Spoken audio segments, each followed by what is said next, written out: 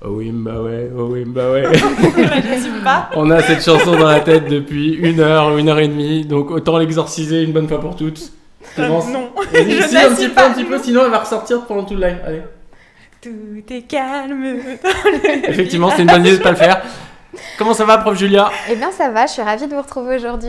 Eh ben nous aussi, on est ravis pour ce live de Petite Enfance, CAP Petite Enfance. Nous sommes donc avec Clémence, qui est à côté de moi et qui chante très très bien.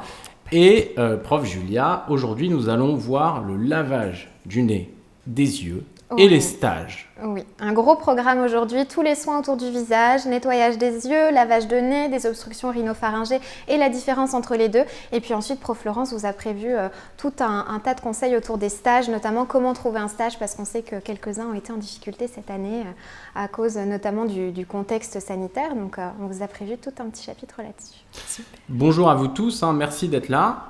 Vous retrouverez évidemment ce live en replay sur la plateforme YouSchool dans les informations générales, sur notre compte YouTube, YouSchool tout simplement, et sur les réseaux Insta et Facebook, YouSchool Petite Enfance ou AEPE? Petite enfance. Petite Enfance, YouSchool Petite Enfance. N'hésitez pas à poser toutes vos questions, on est là pour ça, enfin le prof Julia est là pour ça, nous on est là juste pour parler un peu, chanter, et poser aussi 2-3 questions quand on ne maîtrise pas. Et puis si vos questions vous viennent plus tard, eh ben, n'hésitez pas à les poser sur la plateforme, les profs, et prof Julia et prof Florence y répondront évidemment. On regarde un extrait, on regarde un extrait, non j'y arriverai pas, on regarde un extrait, ciao, et on revient juste après. Il est également fréquent de devoir nettoyer les yeux de l'enfant. On le fait à l'aide de compresses stériles, 2 par œil, et de sérum physiologique. Après s'être lavé et désinfecté les mains, on allonge l'enfant. On sort une compresse de son papier, par les coins sans toucher le centre, et on verse du sérum physiologique sur la compresse sans la faire entrer en contact avec le flacon pour ne pas la contaminer. On nettoie la paupière supérieure de l'intérieur vers l'extérieur, puis avec la seconde compresse, la paupière inférieure également de l'intérieur vers l'extérieur.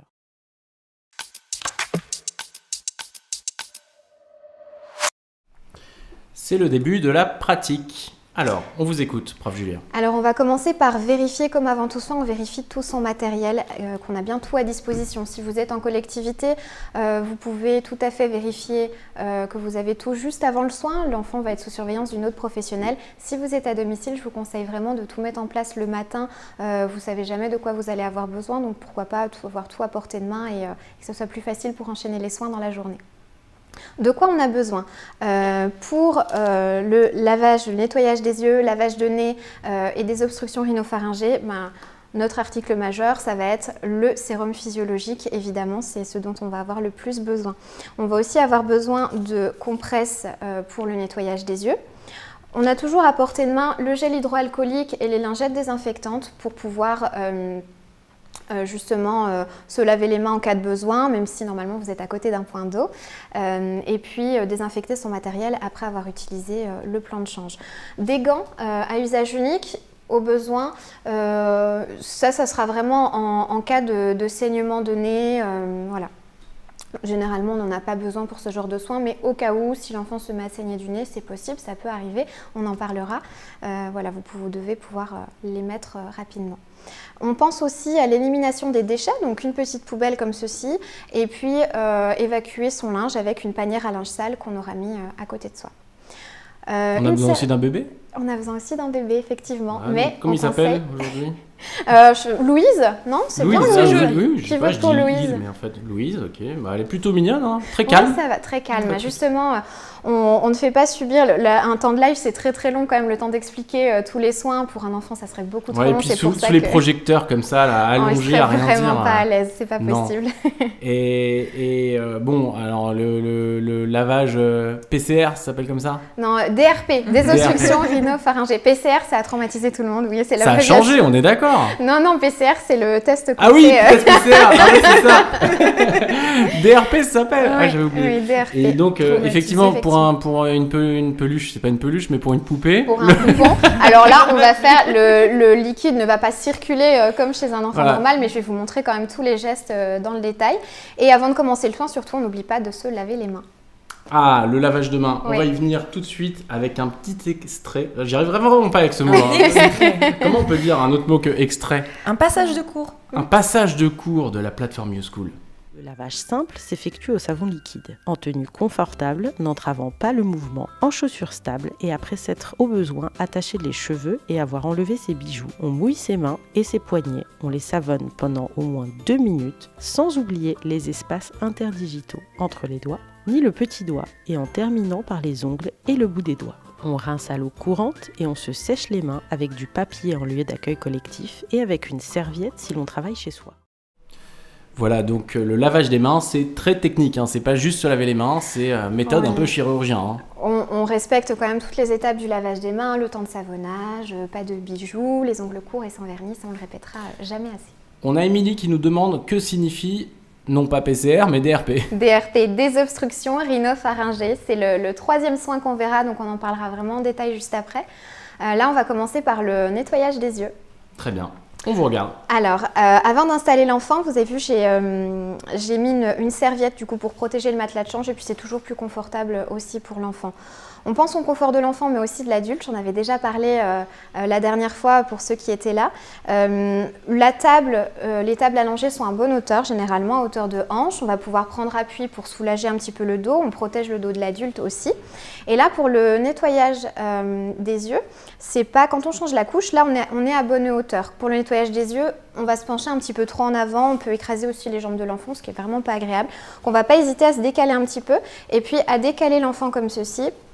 On fait attention à ce que ses pieds ne pendent pas dans le vide non plus parce que ça ne sera pas agréable. Mais voilà, juste à le décaler un petit peu de côté. Comme ça, on a accès directement au visage. C'est plus confortable et pour lui et pour vous. Pour le nettoyage des yeux, donc on a besoin de compresses et de sérum physiologique. On ouvre les compresses, on fait attention, on utilise bien les petits papiers prévus juste en haut des emballages pour ne pas mettre les doigts sur la compresse. Là, si on a peur de perdre les compresses, on peut rabattre et attraper avec l'extérieur du paquet pour maintenir les compresses. Ça, c'est tout à fait possible. Tant qu'on ne met pas les doigts sur les compresses, c'est tout ce qui compte. Ensuite, on a besoin de mettre du sérum physiologique sur notre compresse.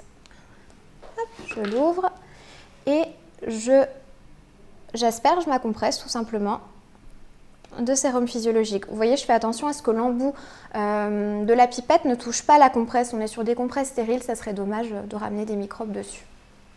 Et j'élimine.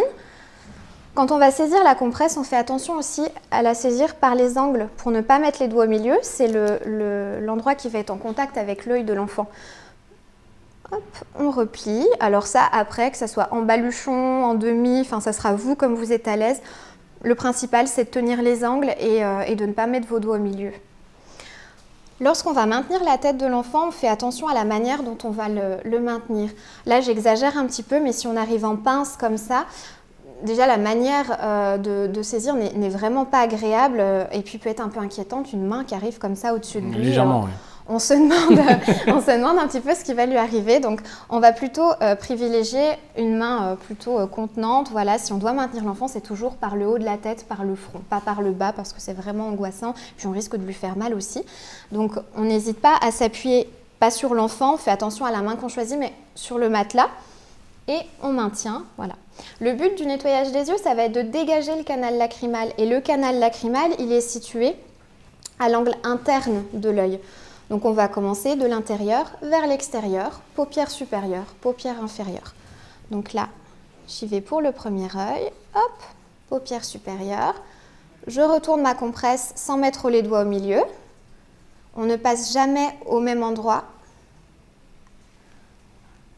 2 fois au même endroit avec le même morceau de compresse parce que ça irait contresens, on ramènerait des saletés à l'endroit qu'on veut nettoyer. On a Mylène qui nous demande si on doit mettre des gants pendant le soin. Non, alors non, c'est pas utile de mettre des gants pour le nettoyage des yeux. En plus, je pense que les gants, souvent, ils sont pas toujours à la bonne taille en structure, ils font des petits plis au bout des doigts. Alors mettez des gants et essayez d'ouvrir votre paquet de compresses et de prendre les compresses par les 4 angles. Les 4 angles, c'est vraiment pas facile. Donc non, il n'y a pas d'indication à porter des gants. En cas de conjonctivite très purulente, de toute façon, généralement, l'enfant n'est pas accueilli parce que c'est très contagieux. Donc, je vois vraiment pas de cas où il y aurait nécessité à porter des gants pour un nettoyage des yeux. Tout à l'heure, quand on préparait ce live, vous étiez en train de me dire que vous aviez souvent vu des personnes s'appuyer sur les enfants pendant les soins. Ça arrive Quand on est observé en stage, on est évalué. C'est stressant d'avoir des regards sur soi, on sait que notre pratique est évaluée. On va penser aux critères d'hygiène, de sécurité, à son matériel, à l'enchaînement de ses étapes. Et parfois, on peut un petit peu oublier l'enfant qui est au milieu de tout ça. Ce qui n'est pas très grave en soi si les règles de sécurité sont respectées. Mais j'ai déjà vu des personnes, sans faire exprès, prendre appui sur l'enfant. Voilà, c'est vraiment pas agréable. On essaye d'éviter. Oui, ça arrive. Donc encore une fois, on prend bien appui sur le matelas allongé si on a besoin de s'appuyer. On maintient la tête de l'enfant au niveau du front et puis paupières supérieures de l'intérieur vers l'extérieur. On retourne la compresse et paupières inférieures de l'intérieur vers l'extérieur. Moi j'ai de la chance aujourd'hui, j'ai un enfant qui ne bouge vraiment pas. Il est préparé au tournage. Oui, il est préparé au tournage, on l'a bien briefé. S'il n'y a pas d'autres questions pour le nettoyage des yeux, on va passer au lavage du nez. Ah, c'est là qu'on va rigoler. C'est là qu'on va rigoler, puisque c'est une poupée, donc il Jérémy n'a pas de vraies narines. Voilà, comment l'enfant va être aspergé, comment le poupon va être aspergé. Quand on a préparé ce live, je lui ai dit, mais comment tu vas faire, puisque ça va lui en mettre partout, puisqu'il n'a pas de vraies narines. Oui, voilà, on va en mettre partout, absolument. Non, vous verrez, ça va bien se passer. Pourquoi j'ai fait une distinction entre le lavage du nez et la désobstruction rhinopharyngée? Parce que c'est pas la même chose. Lavage de nez, on va vraiment être sur des sécrétions qu'on veut dégager. Un enfant qui a le nez qui coule, des sécrétions un peu sales. On va juste venir nettoyer le nez, nettoyer la narine. Donc là, ça, je vais vous le proposer en position assise. Vous allez voir, des obstructions rhinopharyngées. On est vraiment sur un soin, voilà, il y a obstruction, c'est dans l'appellation même. Donc on va vouloir dégager vraiment entièrement la narine. On ne mettra pas la même quantité de sérum physiologique aussi et ça ne sera pas la même position non plus. On a tendance à faire systématiquement des DRP.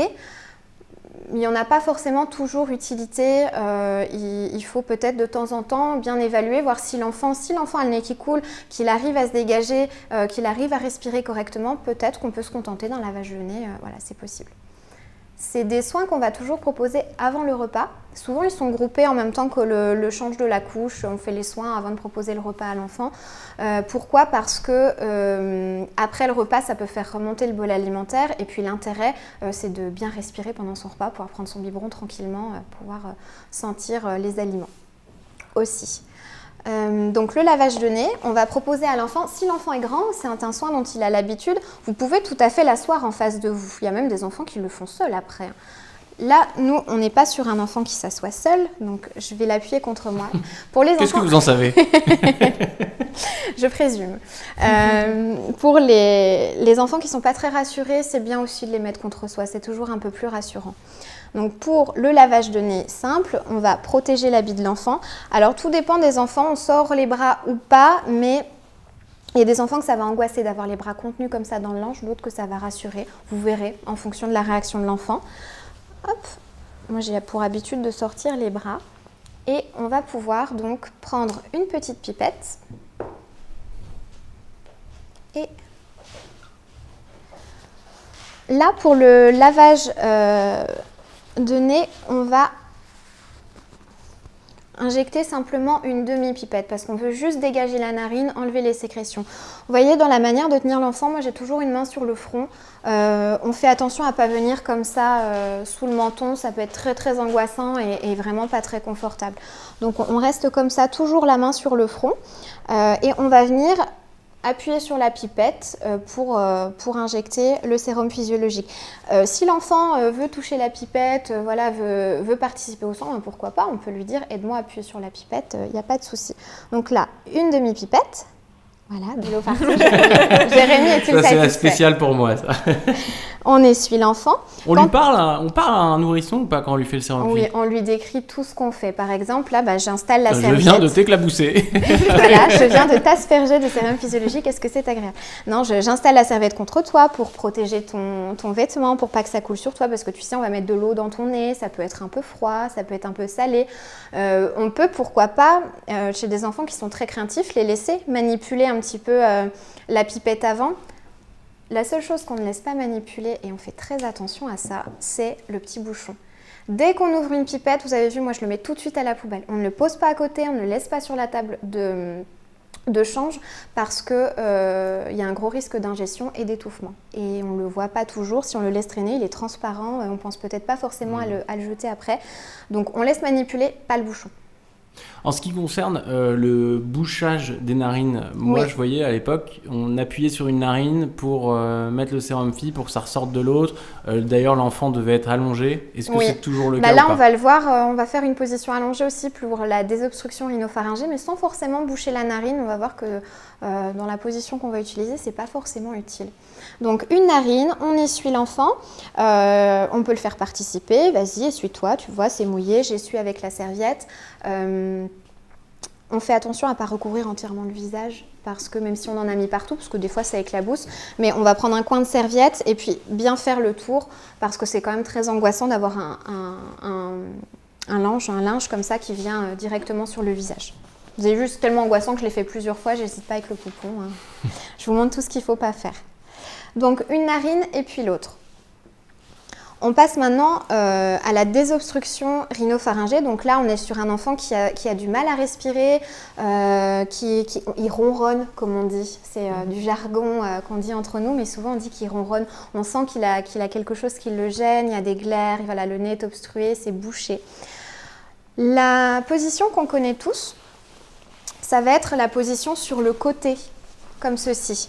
C'est celle généralement que les parents apprennent à la maternité et qu'on apprenait beaucoup en cours avant. Alors pourquoi pas, c'est pas faux, on peut utiliser la position sur le côté. Simplement l'enfant peut se sentir un petit peu engoncé comme ça si on appuie un peu trop. Puis quand l'enfant grandit, c'est pas un soin très agréable. Donc il peut aussi plus se débattre au niveau des pieds, des jambes. Nous ça va être plus compliqué voilà, de bien le contenir. Il y a un risque aussi de pouvoir blesser un petit peu l'enfant avec le bord de la pipette. Ça peut arriver sur le bord de la narine. Voilà, si l'enfant s'agite, que ça griffe un petit peu le bord de la narine.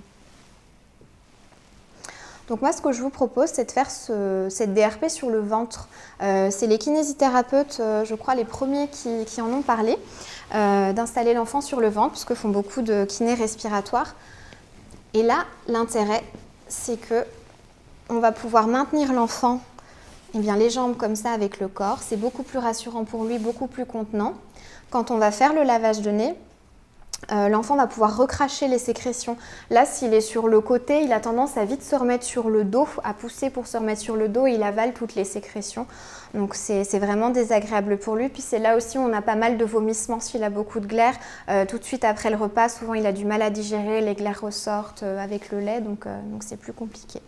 Donc on n'hésite pas à le proposer sur le ventre, dès tout petit, il n'y a aucun souci.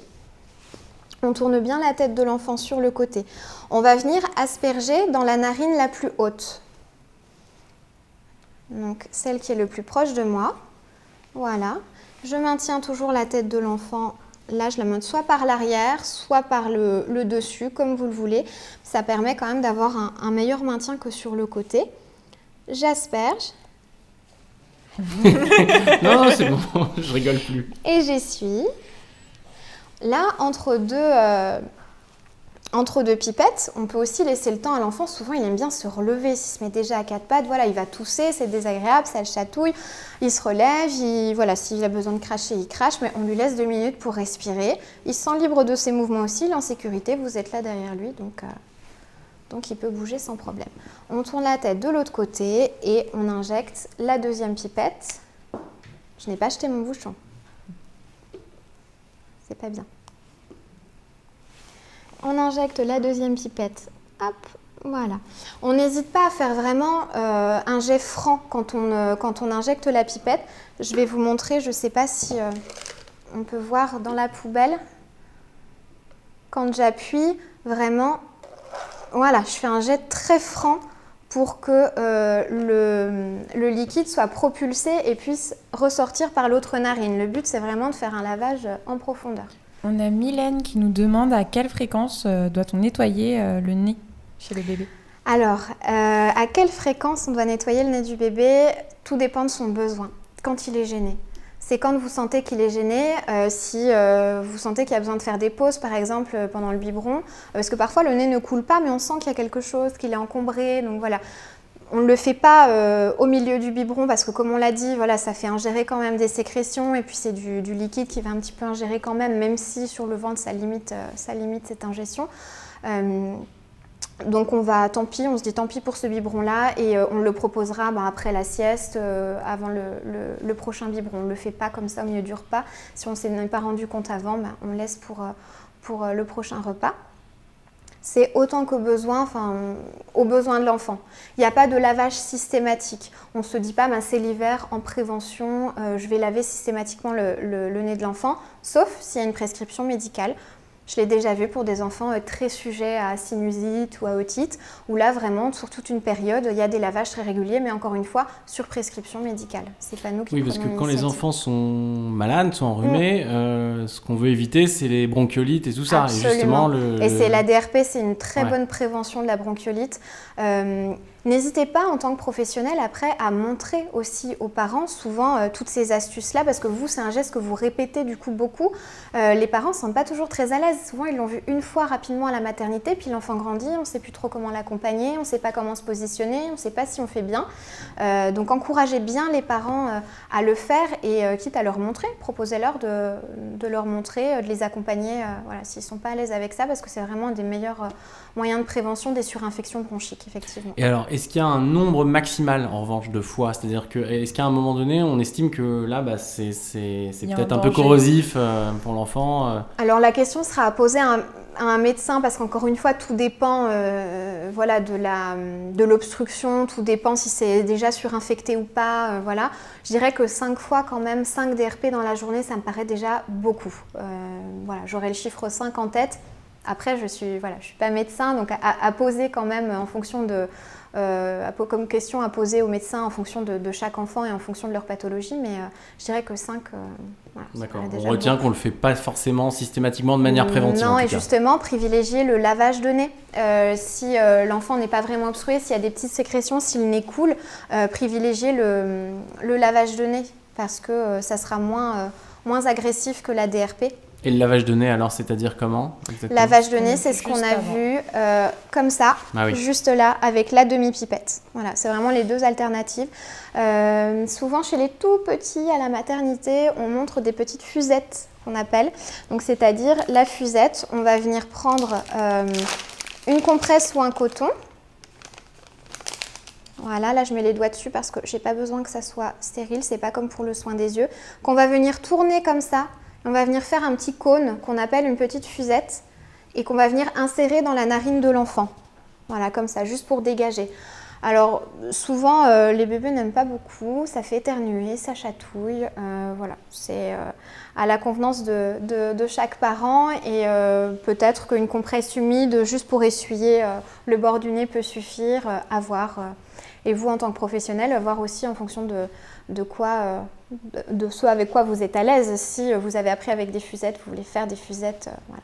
Ce qu'on appelle DRP, c'est donc vraiment le fait que le bébé soit allongé. Oui. Et qu'on vide une pipette entière. Exactement. Ouais. Lavage de nez, on est sur quelque chose, un petit lavage des narines, les petites sécrétions qui sont là en bord de narine, une demi-pipette, on essuie. DRP, on est vraiment avec l'enfant allongé qu'on doit maintenir et une pipette dans chaque narine, un vrai lavage où on a les sécrétions qui ressortent par l'autre narine et souvent par la bouche aussi. Et est-ce qu'il y a d'autres techniques, par exemple un pulvérisateur ou Alors oui, pulvérisateur c'est possible, mais pas avant 6 mois. Parce que l'embout va être de toute façon trop large pour la narine de l'enfant. Et puis le jet aussi risque d'être trop fort et d'abîmer la narine à l'intérieur. Ouais. Donc pas avant 6 mois et puis il faut vérifier qu'il y ait bien la mention nourrisson sur le spray. N'hésitez pas quand vous l'achetez en pharmacie à bien vérifier que c'est bon pour l'âge de votre enfant. Voilà, demandez bien conseil. Et comment réagir si jamais ça nous arrive qu'on blesse un peu le nez du nourrisson ? Oui, alors ça peut arriver. Un petit saignement. Souvent, le plus souvent, ce qui arrive, c'est soit l'enfant est vraiment très enrhumé, du coup on multiplie les DRP pour essayer de le dégager et il y a un petit vaisseau qui supporte pas et puis ça crée un petit saignement de nez. On va simplement essuyer, essayer de comprimer un peu la narine, mais selon l'âge de l'enfant, c'est pas facile de le maintenir. Donc voilà, on peut mettre un linge froid, humide froid, et puis essuyer. On n'oublie pas de porter les gants, c'est pour ça qu'ils sont là. Le plus courant, ça va être de blesser la narine de l'enfant avec le petit embout qui parfois peut un peu griffer. Si l'enfant se débat, s'il tourne un peu la tête, on peut blesser la narine de l'enfant. Dans ces cas-là, c'est souvent un tout petit saignement. On peut passer une petite compresse pour bien nettoyer, être sûr, désinfecter dans la journée si besoin. Et puis surtout, ce qui va être important, c'est bien de le transmettre aux parents le soir. Parce qu'après, le parent il peut tout s'imaginer, il voit une griffure comme ça sur le nez de son enfant. Qu'est-ce qui s'est passé? Est-ce qu'il s'est fait griffer? Est-ce qu'il s'est griffé seul? J'ai mal coupé ses ongles? Est-ce qu'il s'est fait griffer par un camarade? Voilà, c'est tout de suite, selon les parents, ça peut être un petit peu angoissant. Donc on reste très transparent, on reste dans une relation de confiance avec eux et on leur dit, voilà, pendant le lavage de nez, la pipette, j'ai un peu blessé la narine, donc on explique ce qu'on a fait, j'ai essuyé, je l'ai rassuré, j'ai désinfecté, il a passé une bonne journée malgré ça. Voilà, on rassure, mais on transmet bien aux parents pour ne pas qu'il ait la surprise à la maison le soir. Alors, si l'enfant saigne du nez, on ne va pas mettre un coton-tige avec du désinfectant dans le nez. Hein. Surtout pas. On met juste surtout avec... pas. On n'insère rien dans le nez. On n'insère rien dans le nez. Il y a parfois des mèches qu'on peut insérer, de coalgant notamment, des petites mèches hémostatiques qu'on peut insérer sur prescription médicale. C'est pas quelque chose qu'on a dans sa trousse comme ça chez soi. On appelle, si le saignement de nez est très bref, on voit que c'est juste un petit vaisseau pendant le lavage de nez qui n'a pas apprécié. Voilà, on prévient le parent quand même. Si on voit que le saignement continue ou qu'au lever de sieste, il y a un petit peu de sang dans le lit, qu'il saigne un petit peu du nez, ça peut arriver. Notamment avec les chaleurs aussi, un temps chaud favorise le saignement de nez. On prévient le parent, c'est toujours bien de téléphoner aux parents, de le prévenir. Voilà, il y a eu un petit saignement de nez, on surveille, tout va bien, ça s'est arrêté, mais si ça reprend le soir, le parent pourra aussi avoir une surveillance plus adaptée. Mais nous, on n'insère rien dans la narine, on reste vraiment un linge frais, humide, ça peut servir. Voilà. Du coup, Émilie nous demandait si c'était la pipette entière par narine, donc c'est ça, hein, pour la DRP, oui, moi je conseille la pipette entière par narine. Tout dépend de la taille de l'enfant, si c'est vraiment un 0,3 mois, mais que vous n'aurez pas en crèche, on revoit, mais là chez les enfants plus grands, une pipette. S'il y a nécessité d'une DRP, c'est que l'enfant est très encombré. Donc quitte à faire le soin, autant faire un vrai bon lavage, ça diminuera le nombre de lavages dans la journée et on sera vraiment efficace. Il sera vraiment dégagé pour son repas et pour sa sieste après. Une question de Mylène, je pense que chaque parent l'a vécu et chaque assistante maternelle aussi. Un petit conseil, si l'enfant se débat et ne se laisse pas faire pour ne pas rendre cet acte pénible pour lui. Ouais. Le meilleur conseil que j'aurais à vous donner, c'est de prendre votre temps, de rassurer l'enfant. S'il n'aime pas les soins en général, que sur la table de change c'est déjà pénible pour lui, on peut lui proposer ailleurs, pourquoi pas au sol si on voit qu'il panique déjà sur la table de change. On peut aussi, là j'ai parlé de regrouper les soins, généralement on fait le change et les soins en même temps du visage, donc souvent la DRP, on peut faire le change. Et puis après, à un autre moment, la DRP, lui laisser 10 minutes de jeu, y revenir après. Parce qu'après aussi, s'il associe le change à la DRP, ça peut être un peu compliqué. Voilà. Le conseil, ça serait vraiment de laisser l'enfant manipuler. C'est un peu intrusif. Et l'enfant ne comprend pas toujours ce qui lui arrive. C'est de l'eau, en fait, mettre des mots, vraiment l'accompagner en lui disant c'est de l'eau qu'on va mettre dans ton nez. Pourquoi pas lui mettre de l'eau sur la main pour lui montrer que c'est que de l'eau. Il y a des enfants qui vont mettre la pipette en bouche et qui vont goûter parce que c'est salé, en fait, le sérum physiologique, et ils seront moins surpris après. Donc pourquoi pas lui laisser une pipette en main et puis vous utiliser une autre pipette. Voilà, pourquoi pas. La distraction ne marche pas très bien sur ce soin-là parce qu'on est quand même sur un soin où on maintient l'enfant et on est intrusif, on lui injecte quelque chose dans le nez. Donc si en plus on agite un jouet à côté, la distraction ne marchera pas très bien sur ce soin-là. Mieux vaut faire une pause et y revenir un peu plus tard. C'est ça, lui laisser le temps, faire une narine, lui laisser le temps de revenir tranquillement, faire l'autre. Et puis c'est vrai que plus tôt on a les bons gestes entre guillemets avec l'enfant, c'est-à-dire en étant bien contenant, en positionnant les mains sans que ça soit angoissant pour lui, la serviette en lui couvrant pas les yeux. Plus tôt on prend ces automatismes-là, mieux l'enfant va accepter le soin. Et puis petit à petit, il y a plein d'enfants qui font leur lavage de nez seuls à un âge plus avancé. Donc c'est pas toujours un soin mal vécu. Ça c'est une question personnelle, je parle beaucoup. Comment ça se passe si lors de la DRP, l'eau ne ressort pas de l'autre narine? Est-ce qu'on estime que ça a quand même fonctionné ou on retente le coup? Tout dépend de l'âge de l'enfant et de la manière dont il est encombré. Souvent, si ça ne ressort pas de l'autre côté, peut-être que la tête n'était pas assez penchée ou alors que c'est vraiment très très bouché et que tout est repassé, directement en arrière-gorge. D'accord. On peut retenter si l'enfant le tolère. On peut retenter. Après, si c'est vraiment bouché à ce point, il faut consulter. Généralement, c'est que les sécrétions sont déjà très épaisses et puis un peu jaunes, vertes. Parfois, on voit qu'il y a quand même des signes d'infection. Donc, il faut en parler au pédiatre. Très bien. On passe. Est-ce qu'on passe au top et au flop tout de suite ou vous voulez parler des stages tout de suite? On va faire les tops et les flops parce qu'ils concerneront ces soins-là. C'est parti.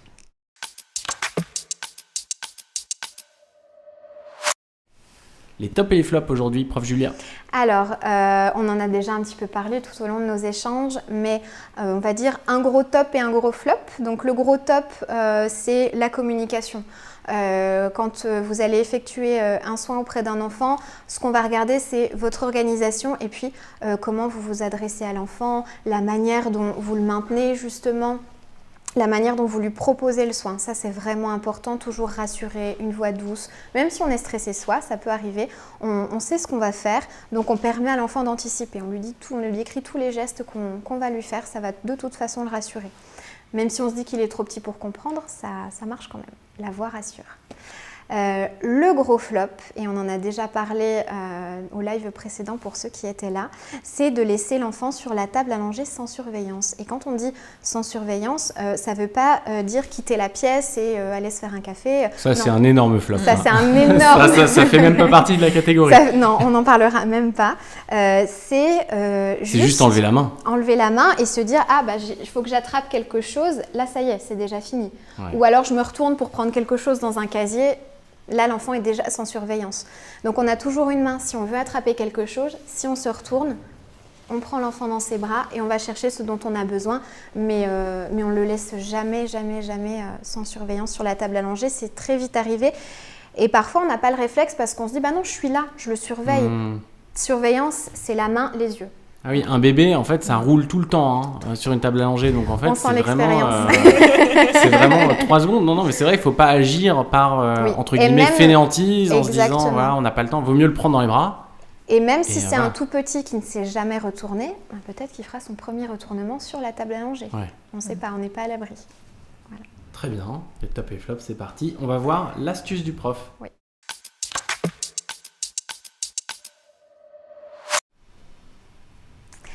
Donc l'astuce du prof, aujourd'hui avec Prof Laurence, on a décidé de vous parler des stages. Elle vous a préparé plein de conseils, plein d'astuces sur comment trouver un stage et puis comment préparer justement cet entretien pour décrocher un stage quand vous avez la chance d'en avoir un.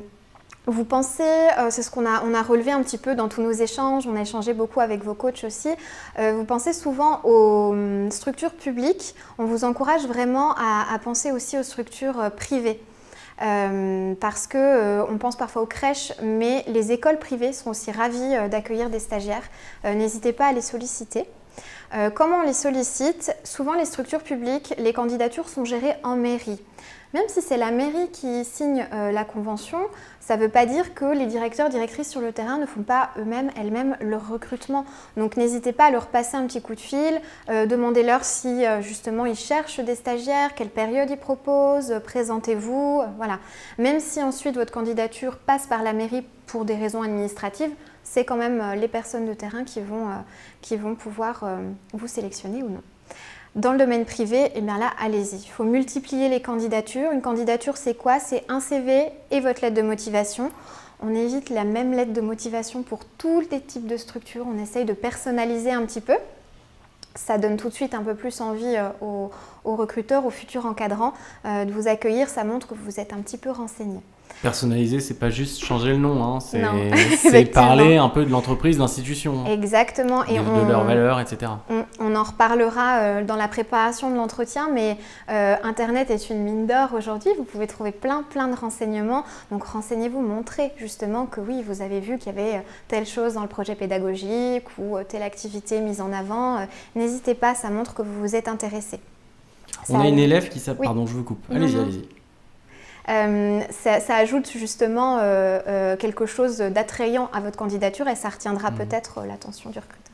On a une élève donc fraîchement diplômée qui s'appelle Johanna et qui nous conseillait, enfin qui conseillait à toutes les étudiantes et tous les étudiants de AEPE Petite Enfance d'aller, en plus du CV et de la lettre de motivation, frapper aux portes. Absolument. Physiquement, donc là c'est un petit peu plus compliqué, mais elle disait que c'est un vrai plus. C'est un vrai plus, c'est le conseil suivant de Prof Florence, c'est vraiment d'aller autant que possible, aller porter en main propre votre candidature parce que ça montre vraiment votre motivation en fait. Et puis d'avoir un contact visuel avec quelqu'un, c'est déjà se présenter un petit peu. Qu'on fait attention à la tenue qu'on choisit, voilà, même si on va juste déposer sa candidature, on va peut-être rencontrer ses futurs encadrants, même si on les croise 5 minutes, c'est important, la première impression qu'on laisse. Vous allez demander aussi à rencontrer le directeur, la directrice, l'adjointe, voilà, quelqu'un à qui remettre en main propre votre candidature, c'est important, ça montre votre intérêt. Si vous avez envoyé votre candidature et même si vous l'avez remise en main propre, que vous n'avez pas de nouvelles, n'hésitez pas à téléphoner, à redemander des nouvelles, à relancer très poliment bien sûr, hein, mais en demandant voilà, est-ce que vous avez pu étudier ma candidature, je suis vraiment très intéressée par votre établissement. Prof Florence vous conseille vraiment de toujours garder un vocabulaire très enthousiaste, très optimiste, professionnel bien sûr, mais positif. Au même titre que si vous appelez pour vous présenter, si vous sentez que ce n'est pas le bon moment, si la personne vous dit qu'elle est en réunion par exemple, n'hésitez pas à demander à quel moment vous pouvez rappeler, est-ce que la personne aura 5 minutes à vous accorder, est-ce que vous pouvez venir la rencontrer, voilà, il faut vraiment ne pas hésiter à demander tout en restant très poli, hein, c'est pas faire du forcing, c'est simplement demander quelles sont les possibilités. Et du coup, comment choisir son lieu de stage? Parce que on peut les découper, on peut les faire dans différentes structures. Vaut mieux faire son stage dans la même structure, varier les expériences. Qu'est-ce que vous conseillez? Alors, les attendus des académies, c'est 14 semaines de stage. 7 semaines de stage auprès de l'enfant de moins de 6 ans et 7 semaines de stage auprès de l'enfant de moins de 3 ans. Après ces semaines, vous pouvez les découper comme vous le souhaitez. Il faut que vous ayez validé vos stages dans les 3 ans avant votre examen.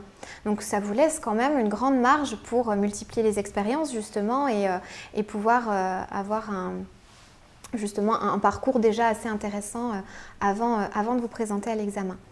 Dans ces 7 semaines, auprès du moins de 3 ans, auprès de l'enfant de moins de 3 ans et auprès de l'enfant de moins de 6 ans, toutes les structures peuvent être recevables. Il y a des centres de loisirs, des temps d'accueil périscolaire, les établissements d'accueil du jeune enfant, évidemment, crèches collectives, halte garderie. Voilà, il y a vraiment une multitude, les écoles aussi, les écoles maternelles, évidemment.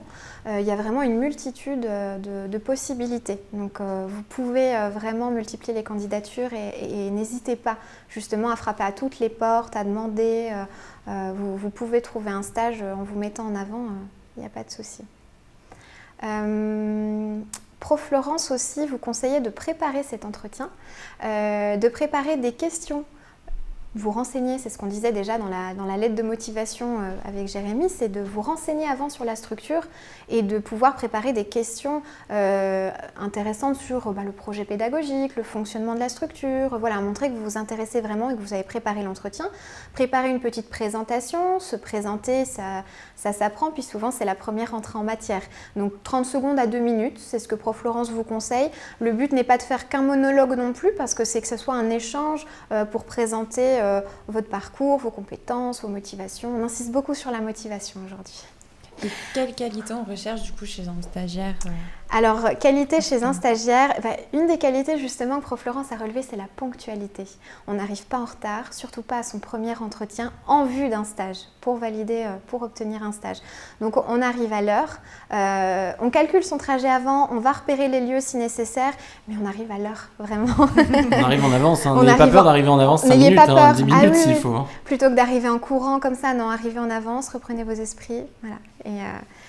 Et voilà, n'arrivez vraiment pas en retard, c'est un gros point négatif. La ponctualité, ce qu'on va rechercher aussi chez un ou une stagiaire, c'est de savoir quel est son parcours, de comprendre un petit peu, parce que parfois on peut être en reconversion, on peut passer son CAP sur 1 an, 2 ans, tous les parcours sont différents, les parcours de vie aussi.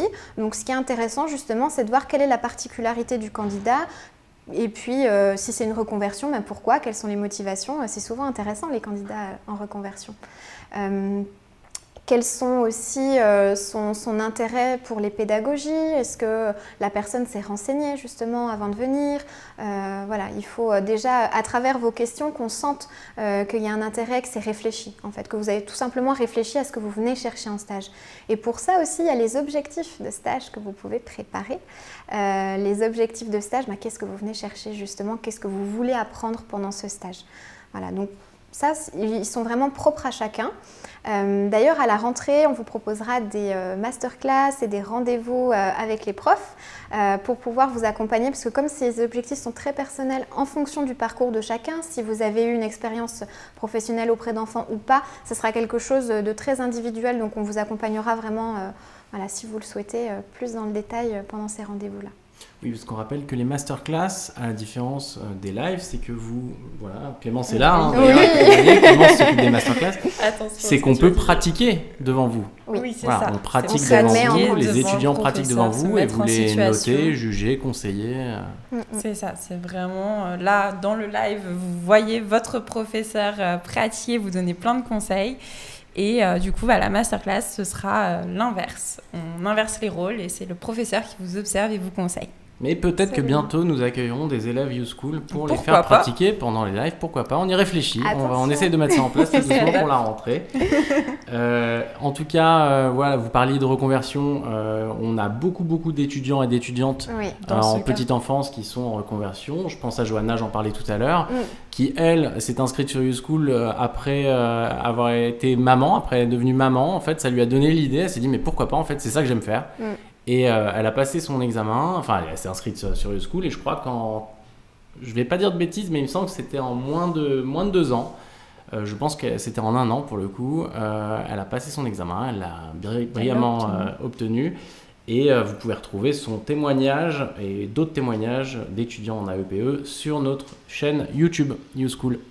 C'est vrai que c'est un format qui est intéressant parce que le fait du coup d'être apprenant à distance, vous construisez votre temps comme vous le souhaitez et puis nous on est quand même là pour vous conseiller, voilà, on a des temps privilégiés ensemble aussi pour vous accompagner. On a une petite question de Mylène qui nous parle de son cas personnel, qui a déjà eu une expérience en crèche et du coup elle demande si elle doit quand même faire son stage chez les moins de 6 ans. Oui. Absolument. Comme je l'ai expliqué, on a 14 semaines, vous avez vraiment 14 semaines de stage imposées par votre académie. Donc, il faut le découper, il faut une expérience auprès des 2 tranches d'âge. Les enfants de moins de 3 ans, les enfants de moins de 6 ans. Ça ne sera pas la même forme d'accueil et ça ne sera pas le même accompagnement que vous proposez à ces enfants-là en fonction de si vous êtes dans un accueil collectif ou dans du périscolaire, par exemple. C'est vraiment très différent. Après, la question était peut-être tournée aussi pour demander s'il y avait des équivalents, je pense, si on a déjà une expérience professionnelle peut-être dans un domaine. Alors ça, effectivement, il y a des équivalences. Tout est détaillé dans comment est-il intitulé? C'est comment trouver un stage, je crois. Sur la plateforme YouSchool, vous avez un cours vraiment tout détaillé avec un tableau détaillé. Il y a des équivalences, c'est possible. Il faut, de mémoire peut-être, que quelqu'un me corrigera, mais de mémoire, il faut 11 semaines d'expérience professionnelle sur un terrain pour pouvoir ne pas avoir à faire de stage sur ce terrain-là. Il y a un petit bémol quand même, il me semble que pour les assistantes maternelles, comme c'est de l'accueil à domicile, il reste quand même 4 semaines à effectuer auprès du moins de 3 ans. Le stage est simplement réduit. Voilà, donc À vérifier. De toute manière, le gros conseil qu'on vous donnera avec Prof Florence, c'est vraiment de toujours valider auprès de votre académie. Quand vous trouvez un stage, il est possible de le fractionner, votre stage. Il y avait une maman qui nous posait la question sur la plateforme il n'y a pas longtemps. Elle va effectuer par exemple ses stages sur une longue période, mais en faisant simplement 2 à 4 heures par jour. C'est possible. Tout est à valider avec votre académie parce qu'en fonction des académies, les attendus peuvent un petit peu changer et les documents à rendre pour la validation de stage aussi. Donc ne vous faites pas avoir, demandez bien les documents en amont pour pouvoir ne pas avoir à repasser dans la structure. Pour ensuite à l'examen, ça sera du stress supplémentaire, préparer les choses en amont avec votre académie. Et nous, on a également aussi chez YouSchool une convention de stage qu'on vous fournit. On vous accompagne pour chercher, pour aussi réussir votre stage dans les meilleures conditions. Et on a une convention qu'on vous fournit, effectivement. Toutes les infos sur la plateforme YouSchool, toutes les vidéos, pas le test PCR, hein, le DRP, le DRP sur la plateforme YouSchool, le lavage du nez, des yeux, le bain de l'enfant, etc. On se retrouve pour notre prochain live à la rentrée en septembre. En attendant, la plateforme est toujours là, évidemment. Vous posez vos questions aux profs. Si vous avez des questions qui vous viennent, n'hésitez pas. Julia et Florence y répondront. Avec plaisir. Et puis, nous, on se retrouve à la rentrée pour de prochains lives. Merci beaucoup et à bientôt. Merci. À bientôt tout le monde. À bientôt. Avec YouSchool, obtenez votre CAP AEPE Petite Enfance. Rendez-vous sur youschool.fr. YouSchool, c'est comme à l'école, mais depuis chez vous.